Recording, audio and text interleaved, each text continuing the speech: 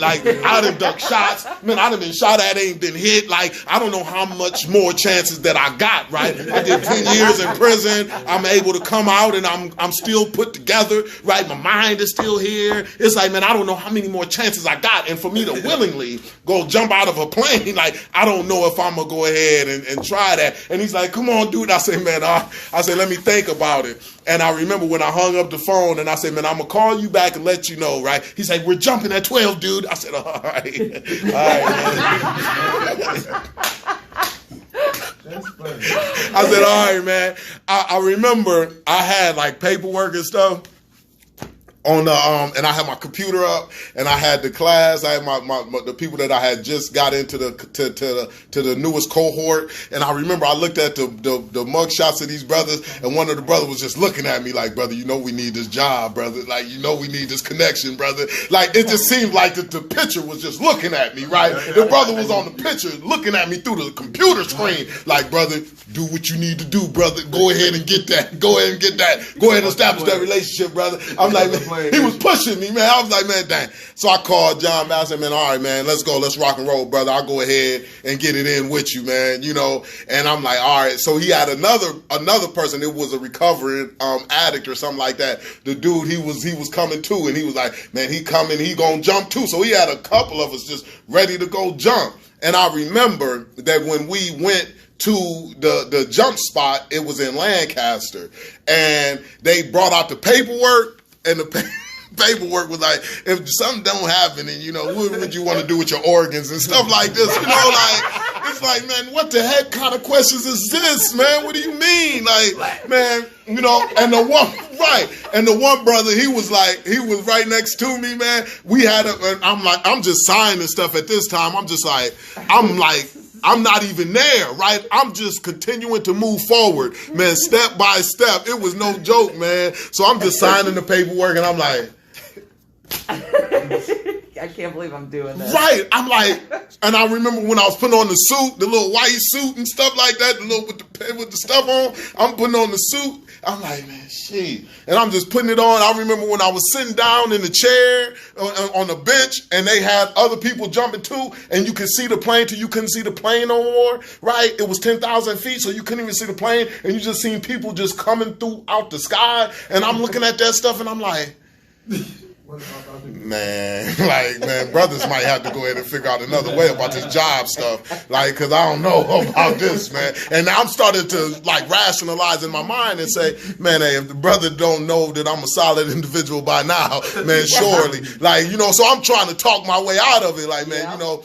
And I looked to my side with the one brother who was with me. He was in the suit too. And the next thing I looked to the side, this brother ain't have on no suit. This brother was like, I say, brother, what happened? He says, man, this brother like 38, 39 years old. He's like, man, my mom wouldn't want me to do this, man. I ain't doing it. I say, yo, mom. I say, brother, you 39 years old. You talking about your mom wouldn't want you to do this. He's like, man, I ain't gonna do this, man. I would, man, but my mom, you know, she wouldn't approve of this. I say, brother, you talking about your mom at 39 years old, brother. This brother cold backed out. So then I'm like, man, I'm looking at myself. So now it's like, man, the plane come down and Johnny over there, he's like, man, come on, dude, let's get it. I was like, man, this is crazy. So I'm walking to the plane, and it's one of those planes that look like Gilligan Islands. You know, it's just like with the Velcro door, right? This puppy, like, this stuff don't even look like it was safe, period, right? So I'm like, man, this stuff crazy, man. I'm walking to the plane, and I remember that they had the stuff is all on video, man. Right? It's on Facebook. It's on my Facebook page. And they filmed me, and they was like, how you feel? How you feel? You excited? And I was like, nah. It's like, you scared? I was like, nah. Like, what are you? Man, I'm just here like, man, it's just a shell of myself right now. Los was back at the house still in front of the computer. This wasn't even me. It was somebody else. Like, Los was back at the house, right? So I'm like, man, I'm going to the daggone plane, right? And I'm on the plane, man. Now, I'm just trying to say some of the things that the organization, you know, the slogan, before change can be seen externally, change must be done internally. So I got my key points, my talking points points. And I'm just saying that. You can see me on the camera. I'm just filming. I'm like, man, hey, the only way you be able to get fly if you don't be afraid to fall. You know, I'm taking jigger verses and everything. Like, only way you gonna get fly if you don't be afraid to fall, right? Like, I'm all on camera, but I was scared to death, right?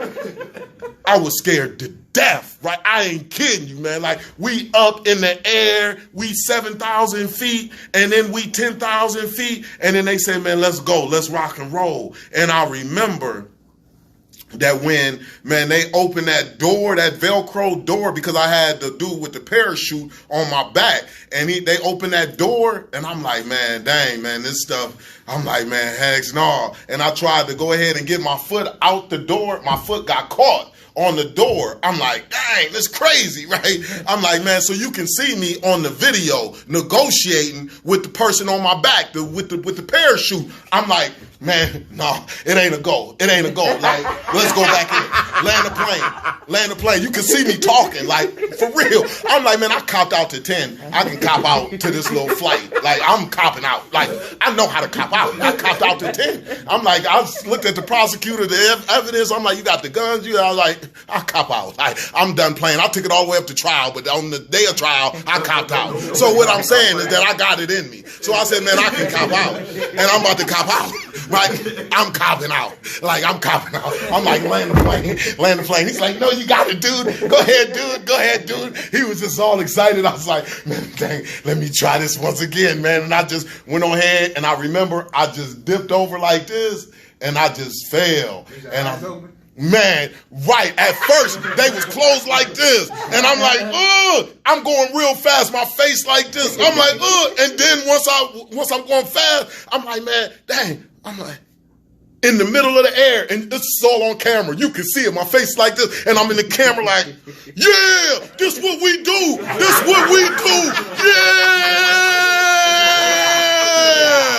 Right? Like, I started talking my stuff then. I'm like, man, yeah, this what we do. Ah! Right? Like, and they flipped that dang on parachute, and that's when I was like, and you can see me, I'm trying to be calm, but we was like gliding, and they was talking about, we was in Lancaster, they was like, look, there goes Columbus over there. You can see Columbus all the way from here. And I'm like, man, like the flying fast part, it was cool, but that gliding stuff, it was like, man, I'm just trying to get down. I'm not trying to be gliding way up here in the air like this. This is not exciting. Can we hurry up and land? No, you know, like I just want to land. And when we finally landed, man, it was just a euphoria that I felt, because I'm like, man, this stuff is dope. I don't even remember, man. I don't even remember, man. Like, that stuff was no joke, man. I remember, man, I felt like I was walking on air when I got down on there for like a week, man, because it was like, man, I overcame that fear. And that's what it's all about, fellas, is just overcoming those fears, man. Like, fear is designed to get us to sit down and not move forward, right? And if we do that, then what will happen? When we do that, what will happen is that we won't be able to achieve our best life. We won't be the best us that we need to be. Like, we won't be able to get what life has for us, right? Because this stuff is no joke. If it was easy, everybody would do it. And that's why it's difficult, right? That's why it's those challenges. And when you, like, succumb to the fear, then you're going to always live a life that is not desirable, because you are allowing fear to dictate your movements. Right? But that's what I say. You got to disrespect fear every step of the way. Like, you feel a fear, everybody going to feel fear, right? But you disrespect it and say, I'm going to forget fear. I'm not going to let it stop me. I'm going to still go ahead and battle with nobody around. I'm going to still go there anyway and get it, right? Respect that. That's what it is. So, fellas, let's get started, man, before we be here till 5 o'clock, man, you know. And I will be here till 5 o'clock.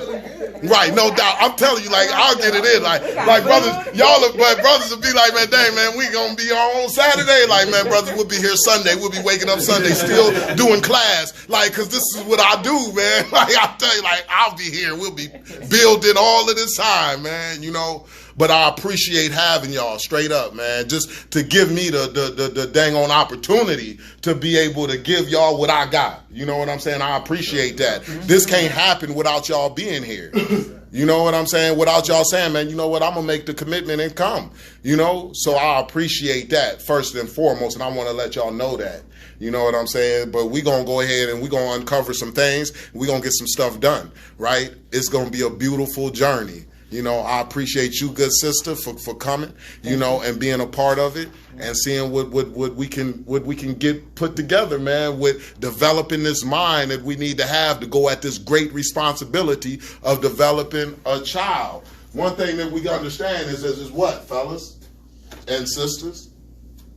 Is that children come into this world how?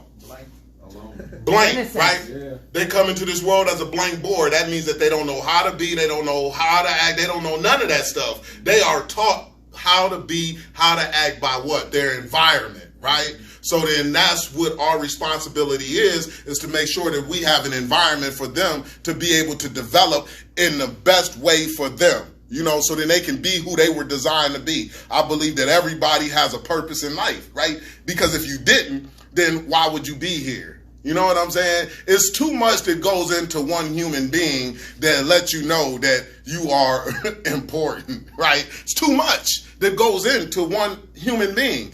And once we understand that, then that's when we start to really understand how great of a responsibility it is to develop our children and also to develop ourselves. So when you think about us as human beings, fellas and sisters, is that one thing about it is that, man, we are, man, unique individuals. Why? Our left side is different from our right side. All of our fingerprints on our hands are different. Our DNA is restricted to just us. It hasn't been a DNA like ours before us. It won't be a DNA like ours after us. We are a one-on-one, right? So you're not about to go over there to China and see another Dunner. You ain't going to be able to see another Dunner spitting and doing everything that you're doing. You know, you're not going to see that in Afghanistan. You're not going to see a John over there in California, right? You might see somebody that look like you, but you will not see a duplicate, right? So anybody or anything that cannot be duplicated and is a one-on-one has got to be valuable, right? So then that's what let us know right there off the bat that guess what, man, we are valuable. But not only that, our children are valuable as well. Why? Because they too are one-on-one, right? What has to happen for a human being to be conceived, right? 1 out of 9 million sperm for that to happen? Like that's something all in itself. And that lets us know how valuable, right, that our children are. Right? But they come into this world as a blank board. So when we understand that our children are valuable, why not get the information to have the mind to be able to go at it in the best way that we possibly can? When you think about it, if somebody says that, man, hey, Dave, man, I want you to go ahead and build a house, but I don't give you a blueprint, how you going to get that house built? How is going to be the outcome of that house? Man, if you ain't got no plan, it's going to be chaotic. You ain't got no plan, brother. When do you start the job? Right. When do you start a job? When it's finished, right?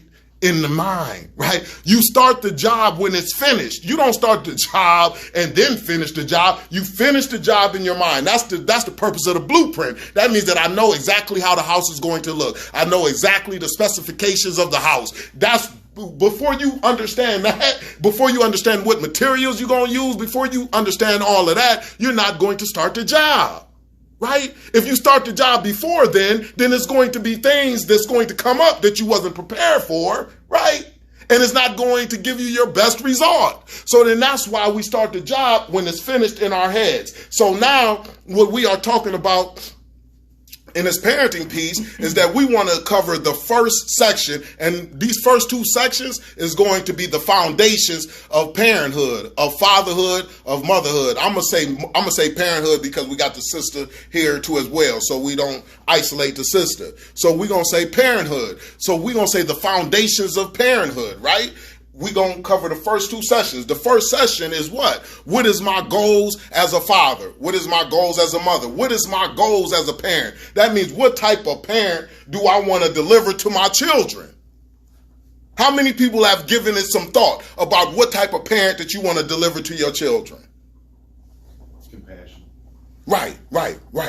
So how do you come up with that? And what's the conclusion? Because the first thing that we want to know is that, man, who am I giving to my children? If we want to establish a strong, positive relationship, and why is it so important to establish a strong, positive relationship? Because from a positive relationship, what do you get? You get influence. Influence comes from a positive relationship. What comes from a negative relationship?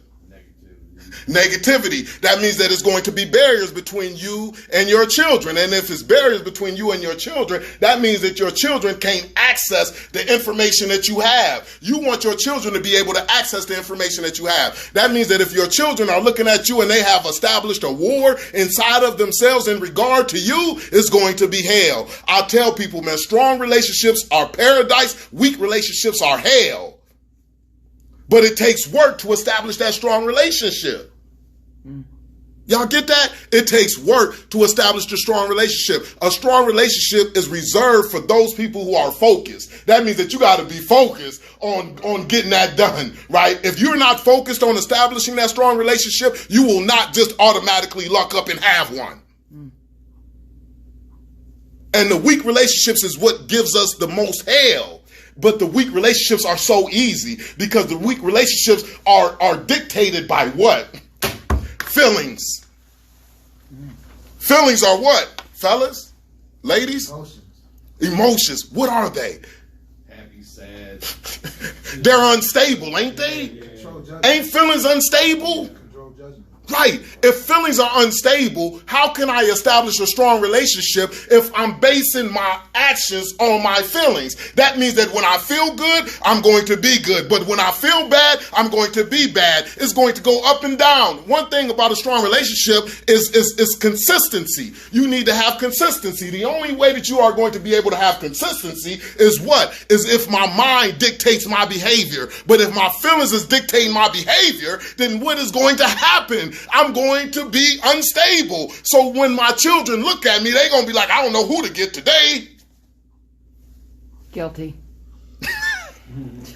That's why we're going to be uncovering some things, right? Mm-hmm. This is what it's all about. But we got to put the things in our minds to be able to have our minds to be strong enough to control our behavior. Because if we don't put the right information in our minds, what's going to happen? Our minds is not going to be strong. Our minds become strong with the information that we put into it.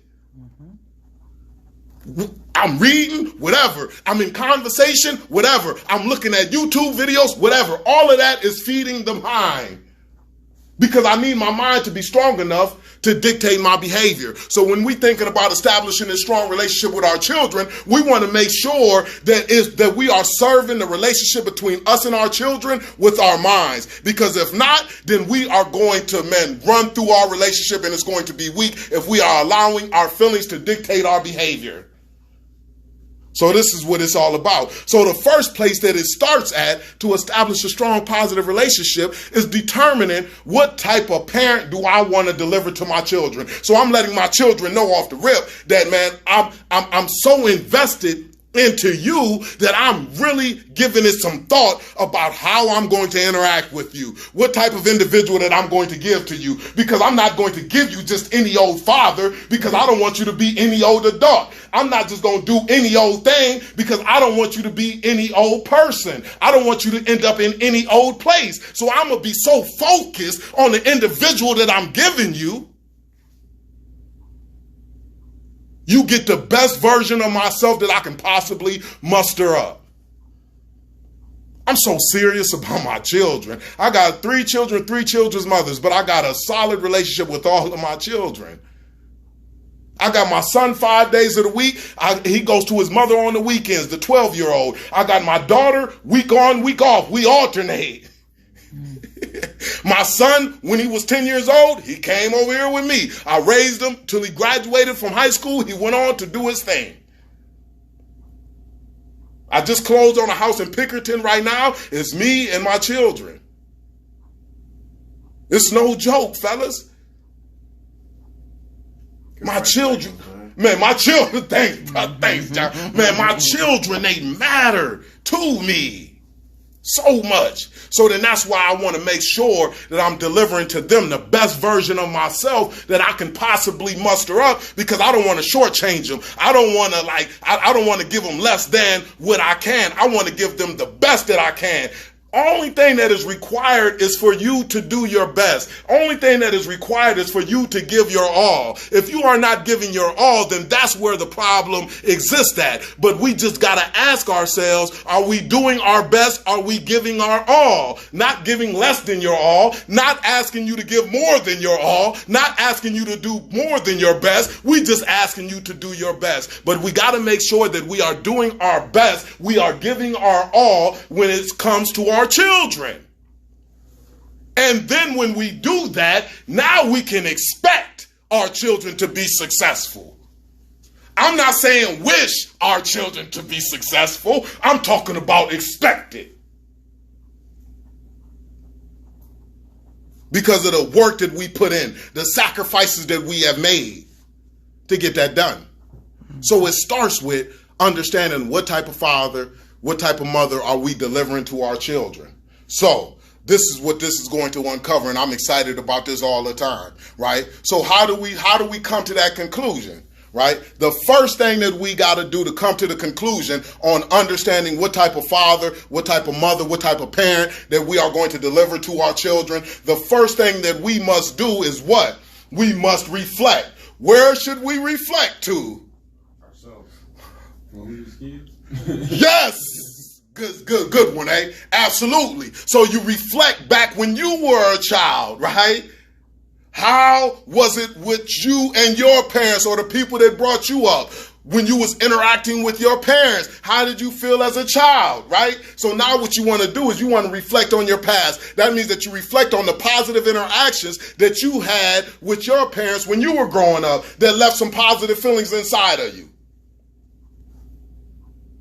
After you reflect and identify the positive interaction that you've had with your parents, now what should you do? You should just duplicate those positive interactions with your children, because that means that if it was good for you back then it will be good for your children right now. Remember the experience that we talked about earlier? We use our experience to make today the best that it can be. So then that means that the positive experiences from the interaction with my parents that I had when I was a child, only thing that I'm going to do is I'm going to duplicate that when I'm determining what type of father that I'm going to deliver to my children. But I got to think about it. So when I'm thinking about the positive interactions, I'm going to give y'all some stories. And then y'all think about that too when y'all go back to y'all's home or whatever may be the case. Jot some stuff down. It's good to write it down, think about it, because that's going to really lock it in, right? This is the work that we got to put in. So when you're thinking about the positive interactions, me, myself, with my father growing up, one thing that he used to do, he used to come outside and he used to play football with me and my guys. I used to love every bit of that, right? He was the all-time quarterback. And I used to be like, man, this brother, the all-time quarterback, he got a crazy arm. He used to throw to me in triple coverage, quadruple coverage. Like everybody was on me and he'll still throw it to me. I used to love every bit of that because he was making himself accessible to me and my friends. And my friends, they didn't have dads, right? But he was out there with us and they was like, man, your dad is cool in a mug. So when they used to look at my dad playing with us, they used to be like, man, you lucky, Los, man. And that used to make me feel good in regard to my father, right? Positive feelings that I want to duplicate. Right? So when I'm looking back on my childhood, I'm like, man, wow, that's dope, man. That's good stuff. Right? So now another thing that he used to do, he used to come to the school. He was a janitor at Oberlin College, right? He used to come to the school and right before he would go to work, what did he do? He would drop off some jelly donuts, man, from our favorite bakery, some powdered jelly donuts. I used to love every bit of that, right? They used to call me down to the office and they used to be like, hey, Carlos, you got some jelly donuts that your father dropped off before work. It was just out the blue. He didn't tell me he was going to do it. He just did it out the blue, right? And I used to love just being able to eat those jelly donuts, man, in the cafeteria when everybody else is eating that chow hall food. Oh, well, y'all know where I've been. Not chow hall food. right? Let me not chow hall food, right? Cafeteria food, right? I got caught up one time saying the yard. They was like, man, it's the playground. I was like, man, they say, man, it's the playground. I said, man, yeah, the playground. Y'all know what I'm talking about, right? Like the playground, right? But I'm like, man, I'm watching everybody else eating their food, and I got my jelly donuts. It used to make me feel just special. You know, it made me feel positively about my father because I'm like, man, he my God. And he always used to just make me feel like that I was welcome. He never looked at me as I was a problem. You know how sometimes you can be in certain environments and the people that are around you, they make you feel like that you are a problem, right? Especially when you children and adults, they got so much stuff going on with them that when they interact with you, they make you feel like that you are a problem. You are an issue. Why are you here? That's a negative feeling. But not my father. He used to be like, man, you want to come with me? Let's go. Let's rock and roll. I used to go with him everywhere, right? So with the jelly donuts, that was a good positive feeling that he gave me, that I was like, man, wow, that's good stuff. And like I said, he would let me go anywhere with him. He'd go to his friend's house. I'd be like, Dad, Pops, can I go? He'd be like, come on, let's go. So he always made me feel welcome, right? That's something that was powerful for me, right? So now, when you fast forward to me as a father right now, what am I doing? I'm just duplicating that positives. So now in second grade, I remember baby Bubba, right? My son, I would go to the school. What am I doing? I'm not bringing jelly donuts, but I'm bringing a pizza for lunch. And because I can make up my own schedule, guess what I'm doing? I'm sitting down in the cafeteria having lunch with him. Right? This is crazy. And he's just feeling it, right? And then I said, man, you know what? And I'm pulling this from the cloth of me and my father back in the days, right? This is where I'm getting this from, right? So I'm saying, okay, well now after we eat the pizza, let's go outside. Let's go on the yard. On the playground, right? Let's go on the playground and I'm gonna go ahead and run and y'all ain't gonna be able to catch me. I told all of his friends in the second grade, I said, y'all ain't gonna be able to catch me, man. I'm too fast, man. I'm like a 4.240 on y'all jokers, right? Like I should be in the NFL. Like that's how I'm feeling. I ain't no 4.240, but I feel like I am, right? So I'm like, man, y'all ain't gonna be able to catch me, right? So I get out there on the yard and I said, and this is when I came up with the term, right? Super dad. I'm like, I'm super dad. Dun, dun, dun, dun, right? They was like, super dad. So all of his friends, they was like, wow, we got an adult that we are able to play with, right? This is what they saying. But guess what they saying? They saying the same thing that my friends were saying when I was a kid, when my dad came out and was the all-time quarterback, right? So my son is feeling the same way that I felt when I was a kid, when I seen him playing with me and my friends, right? It just gave him the same positive feelings that I had when I was a child. You see where I'm going with this? Right? So then they chasing me and they running. I'm like, I'm running, right? And they chasing me, right? One of them jumped from right there, boom, and hopped on me. He hopped on my back. The other one jumped on me, boom, hopped on my back. But I'm still at a pretty high speed because I'm like, y'all jokers, y'all still lightweight. Y'all ain't taking me down. But then they slowed me down a bit. And then the other ones, and the next thing you know, I just was submerged by all of these kids. And these kids really did take me down to the ground. Literally, they was like, and one of them, you can hear him, this is on Facebook too, you can hear him on the video like, you're going down one way or another, super dad, right? Like, this is what they saying, right? They was going crazy. It was mayhem. The teachers was looking at it like, we don't have fathers come in here and do this type of stuff, right? So I just really, man, put like a jolt of energy in that whole entire second grade, right? One of the kids, he was coming off of something. It looked like he was standing on somebody's shoulder. I kid you not, man, this brother was trying to stop me in the head. And I said, man, hold up. Like, I don't care if you 3 feet or 8'1", brother. Like, you ain't about to stop me in the head. We about to get to it. Like, you about to go out to tell somebody about this, brother. Like who the heck is raising you, brother? Like, you too aggressive. You ain't about to stomp me out here. I'm playing with y'all. You trying to, man, get rid of super dad. You dang on Decepticon. Like, he's a Decepticon. Like, that brother's a Decepticon, right? So, but it was crazy, right?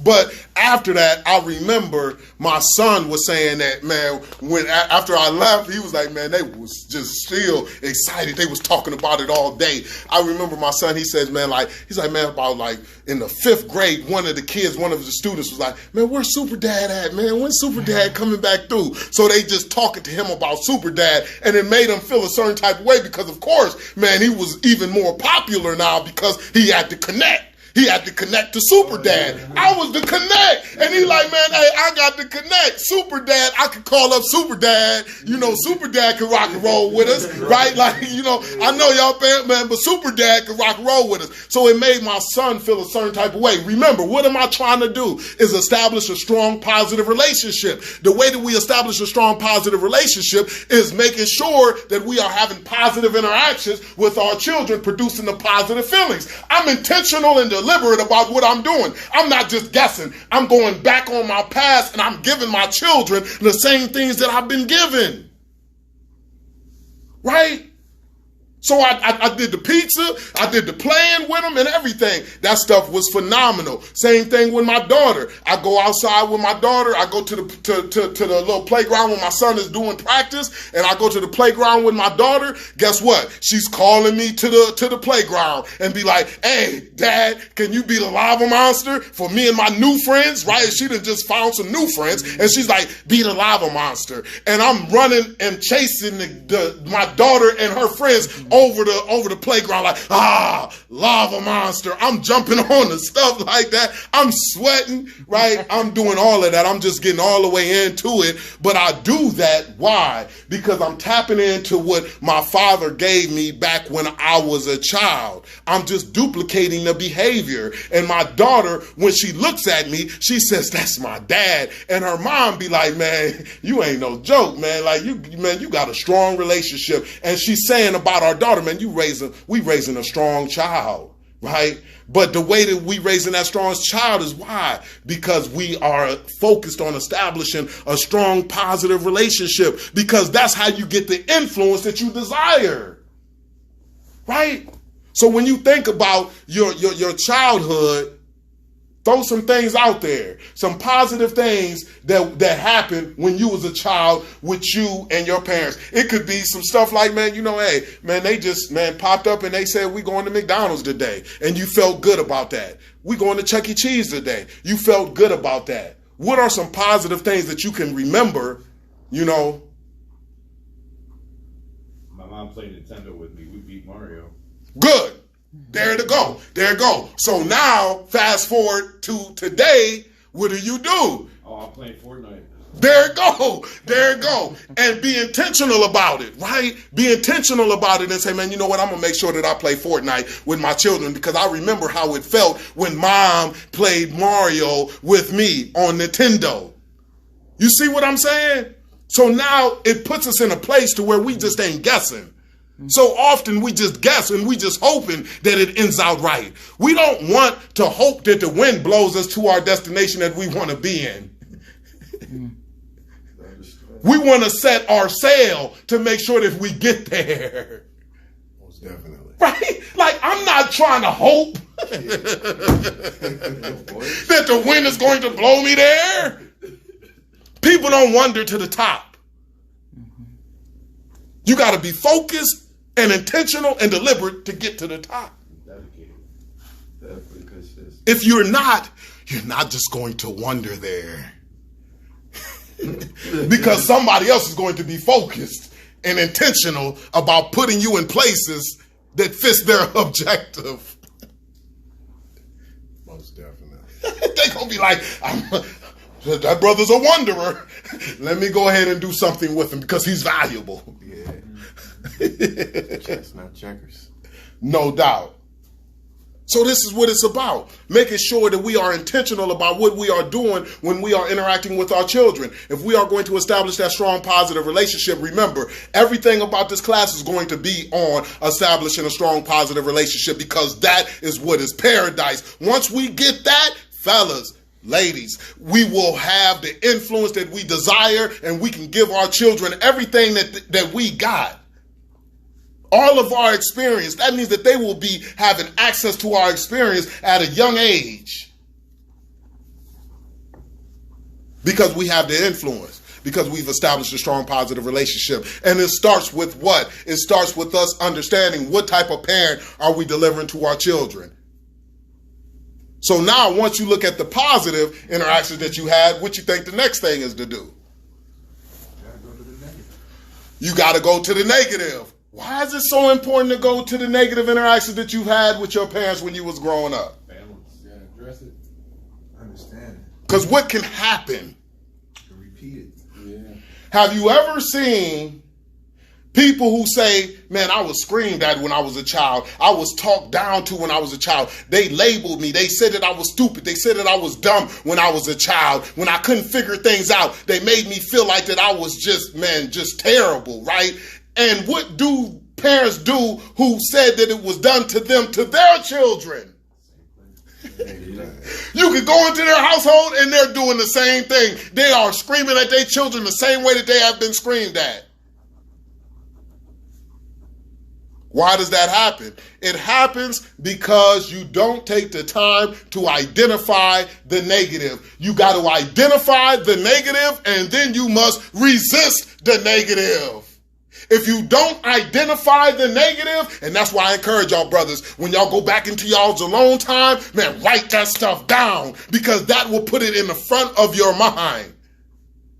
What was the negative interaction that you had when you were a child in regard to your parents?